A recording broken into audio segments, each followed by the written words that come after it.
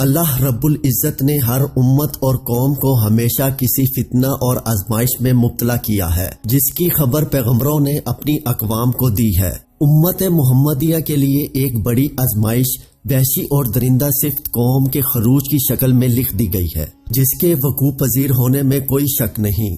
آخری نبی صلی اللہ علیہ وآلہ وسلم نے اس فتنے کی خبر احادیث مبارکہ میں نہایت ہی وضاحت کے ساتھ دی ہے۔ اس وحشی قوم کا نام یاجوج ماجوج ہے۔ یہ وہ قوم ہے جس کی پیشن گوئی نہ صرف حضور صلی اللہ علیہ وآلہ وسلم نے کی، بلکہ توریت اور انجیل میں بھی اس قوم کا ذکر ملتا ہے، جسے گوگ اینڈ میگوگ کہا گیا ہے۔ دراصل یاجوج ماجوج حضرت نوح علیہ السلام کے تیسرے بیٹے یاسس کی اولاد میں سے ہیں۔ یہ لوگ شمالی مشرقی ایشیا میں زندگی بسر کیا کرتے تھے اور اپنے ارد گرد کے علاقوں پر ہمیشہ وحشیانہ حملے کیا کرتے تھے۔ ان کی آبادی چین سے مغرب میں ترکستان تک پھیلی ہوئی تھی۔ روایتوں میں آتا ہے کہ یاجوج ماجوج بنی آدم میں سے ہیں، اور اگر انہیں پوری دنیا میں چھوڑ دیا جائے تو تباہی مچا دیں گے اور لوگوں کی معیشت تباہ کر ڈالیں گے۔ ان میں سے ہر کوئی آدمی اس وقت تک نہیں مرتا جب تک کہ اپنی 1000 یا اس سے زیادہ اولاد نہ دیکھ لے۔ ان کے چہرے تہ بتہ ڈھال کی طرح ہیں۔ یہ لوگ لمبے قد کاٹ کے ہیں جو صنوبر کے درخت کی مانند ہیں۔ ان میں سے سب سے لمبا شخص 3 بالش تک ہوتا ہے۔ یہ جس جاندار کے پاس سے گزرتے ہیں اسے کھا جاتے ہیں۔ یہ موسم بہار میں اپنے غاروں سے نکلتے ہیں اور سبزہ کھاتے ہیں۔ ان کے پنجے اور دانت درندوں کی طرح ہیں۔ ہزاروں سال پہلے اس روئے زمین پر اللہ کے ایک نیک بندے کی حکومت تھی جنہیں ذوالقرنین کے نام سے جانا جاتا ہے۔ اللہ رب العزت نے ذوالقرنین کو زمین کے ایک بڑے حصے پر بادشاہت عطا فرمائی تھی۔ آپ نے مشرق و مغرب کا سفر بھی کیا تھا۔ مورخین کے مطابق ذوالقرنین کے نام سے قرآن مجید میں جس شخص کا ذکر آیا ہے، دراصل وہ ایران کا عظیم بادشاہ خورس تھا، جسے سائرس اعظم بھی کہا جاتا ہے۔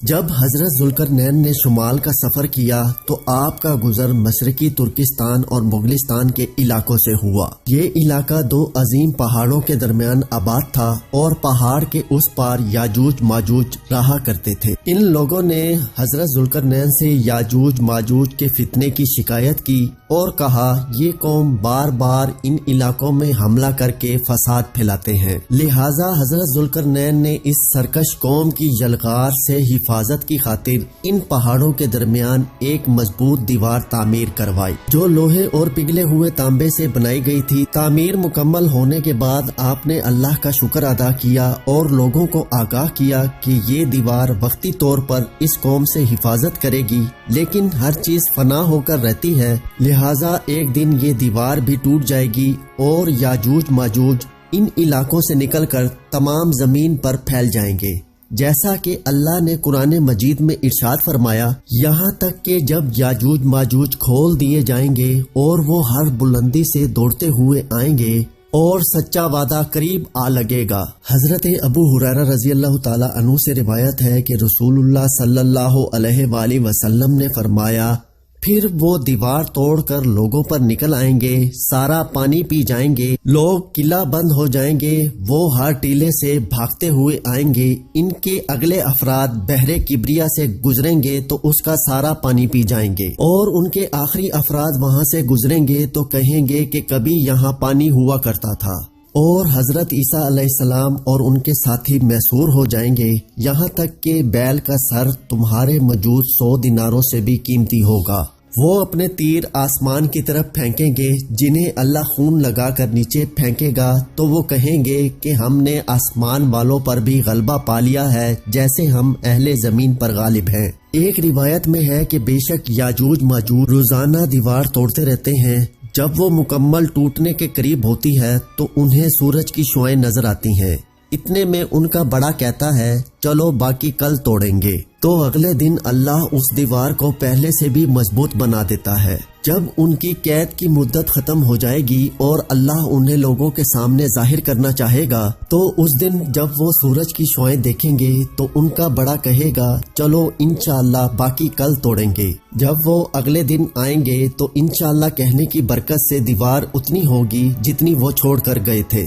یوں وہ باقی دیوار توڑ کر باہر آ جائیں گے۔ دیوار توڑنے کے بعد یہ زمین میں خوب قتل و غارت گیری کریں گے یہ سب قیامت کے قریب ہوگا۔ حضرت عیسیٰ علیہ السلام ان کے لیے ہلاکت کی دعا فرمائیں گے تو اللہ ان کی گردنوں میں کیڑے پیدا فرمائے گا جس سے یہ فوراً مر جائیں گے۔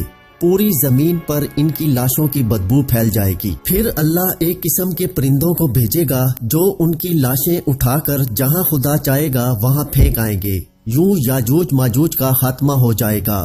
مورخین اور محققین کے مطابق سرزمین کفتاس میں دریائے خضر اور دریائے سیاہ کے درمیان ایک پہاڑوں کا سلسلہ ہے جو ایک دیوار کی طرح شمال اور جنوب کو ایک دوسرے سے الگ کرتا ہے۔ اس میں ایک دیوار کی طرح کا درہ موجود ہے جو مشہور درہ داریال ہے۔ یہاں ایک قدیم تاریخی لوہے کی دیوار نظر آتی ہے۔ اس بنا پر بہت سے لوگوں کا نظریہ ہے کہ یہی دیوار ذوالقرنین ہے، جبکہ کچھ مورخین دیوار چین اور دیوار ترمس کو دیوار ذوالقرنین مانتے ہیں۔ یہ نظریات قیاس اور اندازوں پر مبنی ہیں۔ دیوار ذوالقرنین کہاں بنائی گئی ہے اور کہاں واقع ہے اس کا علم صرف اللہ تبارک و تعالیٰ کو ہی ہے، اور وقت مقررہ پر اس دیوار کو یاجوج ماجوج توڑ کر نکل جائیں گے۔